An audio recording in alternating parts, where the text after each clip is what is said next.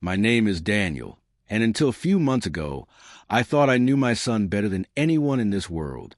I thought being a single father for 12 years had forced us into a bond unbreakable by anything. I thought I understood his silence, his moods, his little habits. I thought love alone could protect him from every danger out there. I was wrong. And the night I stepped into his room, the night I saw something that froze me to the floor, was the first time I realized just how little I actually knew. It was around 11:45 p.m. I remember the exact time because I had just finished washing the dishes, and the kitchen clock ticked louder than usual. Our apartment was always quiet, but that night it felt too quiet, as if the walls were waiting for me to notice something. My son, Tyler, had gone to bed early. At least, that's what I thought. He wasn't a bad kid. In fact, he was the kind of boy teachers praise for being polite, calm, observant, the kind who blended in, never caused trouble. But quiet kids, they sometimes carry the heaviest storms. I walked past his door. A faint light leaked from the bottom. Not unusual. He liked reading at night. But something else caught my attention. A sound, a soft tapping, repetitive, uneven, tap, tap, tap, tap, like someone was sending a coded signal. I knocked gently. No response. I turned the handle. Inside, the room was dim except for the bluish light from his computer screen. And Tyler, my gentle, soft-spoken son, jumped like he'd been caught committing a crime. Dad, I thought you were asleep. His voice cracked, and for a brief moment, I saw something in his eyes, something sharp. Fear? Guilt? Panic? Why is your light still on? I asked softly. School tomorrow. I was just talking to a friend.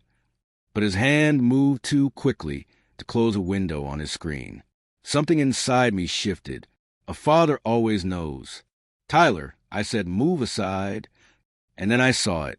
The messages. Not normal teenage chat messages. Not jokes. Not homework talk. A stranger. An adult. Messaging my son late at night. Asking where he lived. Asking if he was alone. Asking things no child should ever have to read. I felt something break inside me. Fear first. Then anger.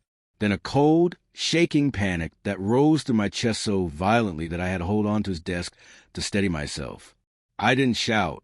I couldn't. My voice vanished. My heart hammered so loudly I could hear it echoing in my ears. Dad, please, Tyler whispered, his face pale. I was going to tell you. I swear I was. But I was no longer listening. Because right there at the bottom of the chat window, I saw something even worse. I'll come by tomorrow. Don't tell your dad. My fingers went cold. My throat tightened. And that's when I dialed a number no parent ever wants to dial. A number that meant something was deeply, dangerously wrong. A number that meant my life, and my son's life, was about to change forever. The moment my fingers hit the numbers, those 3 numbers every parent dreads, I felt like my entire body was betraying me. Calling for help meant admitting I couldn't protect my own child. It meant facing something darker than I ever imagined could touch our lives. Tyler looked at me with devastation in his eyes. Dad, no. Please, don't call them. I can explain.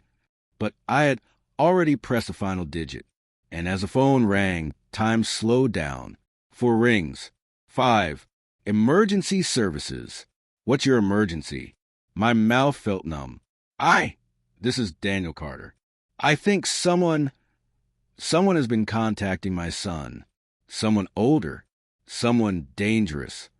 As I spoke, Tyler buried his face in his hands. Not from guilt, from fear, from shame, from the kind of pressure no child should carry alone. The operator guided me through the call with calm instructions, but I barely heard half of what she said. My eyes were fixed on the screen, on the messages that grew more disturbing with every scroll. Whoever this person was, they had spent weeks grooming my son into believing they were a friend, weeks asking subtle questions, building trust, creating secrets between them, secrets that separated my son from me. When I hung up, the house fell into a cold silence. Tyler, I whispered, how long has this been going on? He trembled, his voice barely audible. 2 months. 2 months. 2 months of him being pulled into a web he didn't understand. Why didn't you tell me? I thought you'd be disappointed. I thought you'd be mad. He said you'd take everything away, that you'd think I was stupid. The worst part? He believed it. I put my hands on his shoulders. Look at me, Tyler. You could never disappoint me by telling the truth. Never. He looked up, tears pooling in his eyes. I was scared, Dad. I know, and I'm here now. I'm not going anywhere. But inside my mind, things were unraveling. Every memory of the past 2 months replayed itself with painful clarity. The nights he stayed up later than usual. The times he hit his phone when I walked by. The sudden bursts of anxiety. The excuses, the quietness. All of it had a meaning now. All of it pointed to this stranger pulling the strings. Dad, Tyler whispered. He said he'd come to our building tomorrow. I know, I said, and that's exactly why I called. Because a line had been crossed. And whatever this person thought they were going to do, whatever they thought they could get away with, they had chosen the wrong father and the wrong child, the wrong home. And as fear slowly turned into resolve, I realized something. This wasn't just about protecting Tyler anymore. It was about confronting a threat I never saw coming, and making sure it would never touch my family again. When the officers arrived, everything became frighteningly real. Their calm voices, their serious expressions, the way they move around Tyler's room with quiet precision, it all felt like I was watching a movie I never want to be cast in. One officer, a woman named Detective Harris, spoke gently with Tyler while another took photos of a screen. But after about 15 minutes, Detective Harris asked me to step into the hallway. I followed her out, my heart pounding. Daniel, she said softly, I need to ask you something. Has Tyler been acting differently lately? Anything unusual? Yes, he has. Why? She hesitated, and my stomach tightened. Because the person messaging him, he didn't find Tyler randomly. I blinked. What does that mean? She continued carefully. It means your son was targeted. Specifically, the word targeted hit me like a punch to the chest. No, that can't be. Tyler is just a kid. He's quiet. He stays home. That's exactly why, she said. These individuals look for kids who seem isolated, kids who don't have a wide circle, kids they believe won't speak up. I felt sick. Had I failed in that badly? Had our quiet little life made him an easier target? Detective Harris lowered her voice even further. And there's something else we found. She handed me a printed sheet. It showed the username of the stranger, but beside it was something I didn't expect. Screenshots of our doorstep, our hallway, our apartment number. Someone had been watching us, following us, studying us. This wasn't only online, she said. This person has been near your home. A cold wave of dread rolled down my spine. How long? I whispered. We're not sure yet. I felt like the floor beneath me disappeared. This wasn't just betrayal through a screen. This wasn't just manipulation. This was someone invading our lives, our privacy, our sense of safety. My voice cracked. Does Tyler know about this? No, and we won't tell him just yet. Not until we're sure he's safe and understands everything fully. I nodded slowly, but inside, something dark began brewing. Not rage, not panic. Purpose. If someone had been watching my family, if someone had dared to step into our world, then they had already crossed every line that existed. And I was done being the quiet father who assumed everything would work out.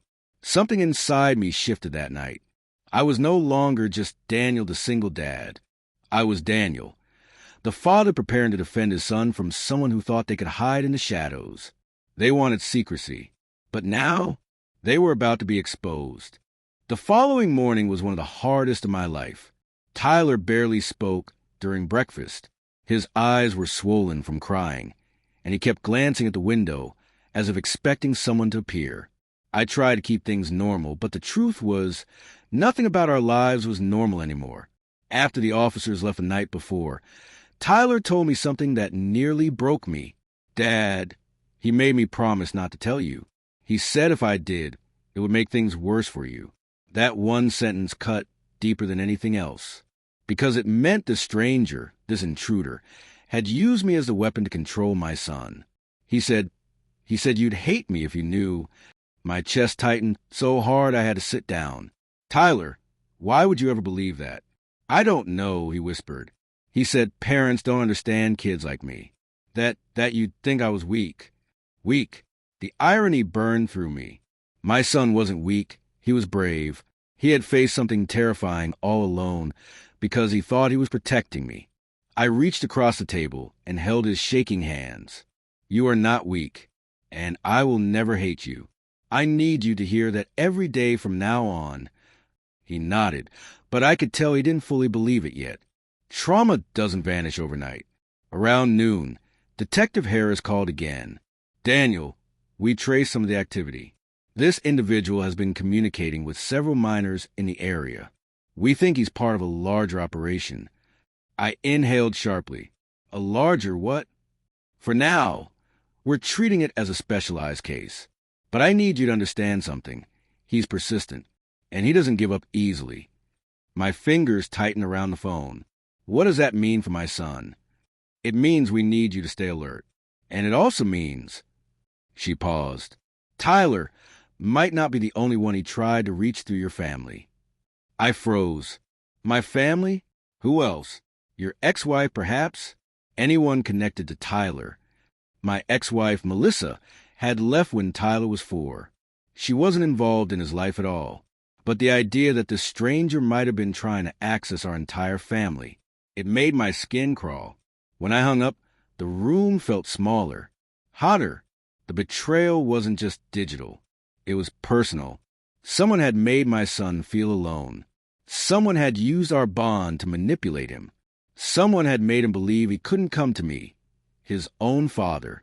And now I wasn't just heartbroken. I was determined. Because betrayal, when it touches your child, transforms into something far stronger than anger.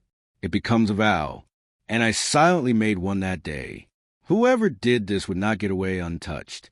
I never thought I'd be the kind of father who strategizes, investigates, plans. But something primal awakened inside me. The same instinct that makes animals protect their young with everything they have. I spent the next 2 days reviewing every detail on Tyler's computer with permission from the detectives. Every message, every timestamp, every username the stranger used. And then something caught my eye. A pattern. The stranger always logged in from the same time window, between 11 p.m. and midnight. And more importantly, the messages were always phrased differently depending on Tyler's responses. That meant this wasn't some automated system. It was personal, deliberate. That gave me an idea. I approached Detective Harris. What if we reply from Tyler's account? I suggested. What if we lead him into thinking Tyler is still talking to him? Could that help trace him? She thought for a long moment. It's risky, she said carefully. But, yes, if we control the responses, we may be able to pinpoint his exact location. A plan began to form. A trap.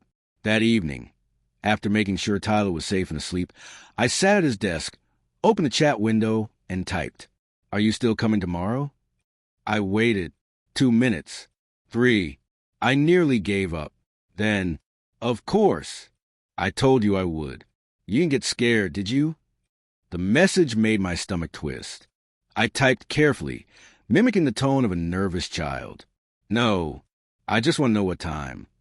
The reply came instantly. Late. After your dad goes to bed again. I looked at the timestamp. 11:07 p.m. Detective Harris, who was sitting beside me, nodded and whispered, Keep going. Okay, should I leave the door unlocked? Another instant reply. Yes, and keep the lights dim like before. Before, that one word burned like acid. I turned to Detective Harris. He's been here already, hasn't he? Her silence was confirmation. I clenched my jaw, forcing myself not to react emotionally. That would jeopardize the plan. I'll be ready, I typed. The stranger replied with a final message. Good. And remember, don't tell anyone, or I'll know. Detective Harris immediately began tracing the signal.